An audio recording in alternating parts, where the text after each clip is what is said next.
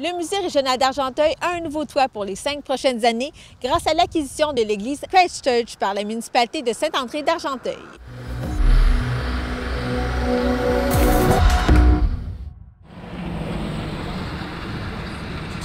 La directrice du Musée régional d'Argenteuil est heureuse du geste qu'a posé la municipalité en devenant propriétaire de cette église historique de près de 200 ans. On est très touchés,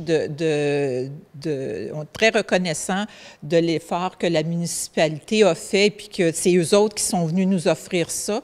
On a dit oui tout de suite, là, mais on est très, très touchés de leur générosité puis de leur intérêt à garder le musée dans la municipalité, autant pour parler de la municipalité que de la région d'Argenteuil. Donc, autant là, que ce soit le maire, les conseillers municipaux, la direction générale, ils ont vraiment travaillé là, pour nous aider à nous installer et à poursuivre nos activités. La résolution qui a été faite, je pense, la séance précédente. C'est un concours de circonstances qui a amené la municipalité de Saint-André d'Argenteuil à acheter l'église Christ Church pour la somme symbolique de 1 $. L'acquisition de l'église s'est faite suite à une rencontre avec le diocèse. En fait, on avait l'information qu'il y avait un intérêt de la part du diocèse de se départir de certains de leurs immeubles, dont l'église ici. Et par le fait même, il y avait le musée d'Argenteuil au même moment qui était ici, là, dans une exposition, une utilisation temporaire suite aux inondations de 2019 et aussi 2017 là, qui ont engendré là, une relocalisation temporaire des travaux importants. Donc, suite à ces discussions-là, on est venu à une solution intéressante d'acquérir l'église pour la communauté. 2 inondations en autant d'années ont endommagé le musée, si bien que Parc Canada a fermé le lieu historique national de la caserne de Carillon où est situé le musée pour une période de 5 ans, à la grande surprise de la direction. On a su ça vraiment au mois de novembre 2019 parce qu'ils nous disaient, bon, bien, vous allez pouvoir retourner au musée, il faut réparer, les effets néfastes là, de l'eau qui avait été dans les 2 sous-sols du musée pendant plusieurs mois. À ce moment-là, ils nous avaient dit, bon, bien, vous allez pouvoir retourner là, à la fin de l'automne. Puis pour finalement se faire dire que non, le musée, la caserne resterait fermé pour au moins les 5 prochaines années parce que l'eau avait causé beaucoup de moisissures. Donc, il faut vraiment décontaminer les sous-sols. Et aussi, au printemps 2019, il y avait eu des infiltrations d'eau parce qu'il y avait de la glace sur le toit qui avait fondu très vite et qui s'était infiltrée au 2e étage. Donc, il y avait aussi des réparations à faire au plâtre là, sur les murs. Donc, ça a été un gros coup pour le musée parce que c'est certain que ça faisait 10 ans qu'on travaillait très fort pour professionnaliser toutes les activités. On a présenté de nombreuses très belles expositions, dont 2 permanentes. Et donc, c'est ça, ça a été un très gros choc pour nous, pour la communauté, pour les membres du musée.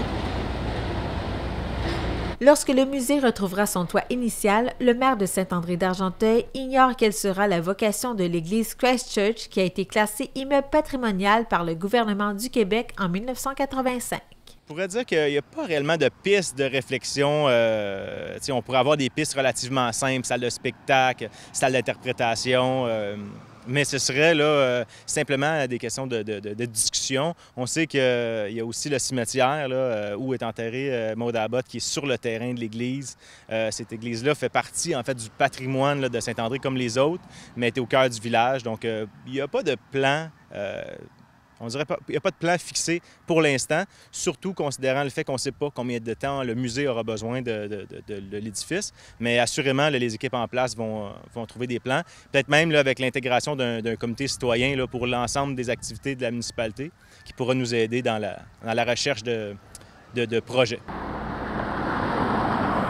Presque toute la collection d'artefacts du musée sera entreposée au Centre culturel d'Arrington pour les 5 prochaines années, tandis que les archives devraient être accessibles au public à son emplacement temporaire. La directrice du musée compte regagner sa maison située aux abords de la rivière des Outaouais depuis 80 ans, dès que les travaux seront achevés. Notre intention, ça serait de retourner à la caserne parce que la caserne, elle est très grande. Donc, on a une très, très grande collection. On a plus de 10 000 artefacts. On a des milliers de pièces d'archives. Donc, on a plus de place pour exposer, pour faire différentes expositions. On espère vraiment pouvoir y retourner. On ne le sait pas. C'est ça qu'on nous annonce, mais on ne le sait pas. On espère que oui. En même temps, je pense qu'on va se tisser des liens avec la communauté, autant de la municipalité, de la région que les visiteurs, parce qu'on va être dans le cœur du village.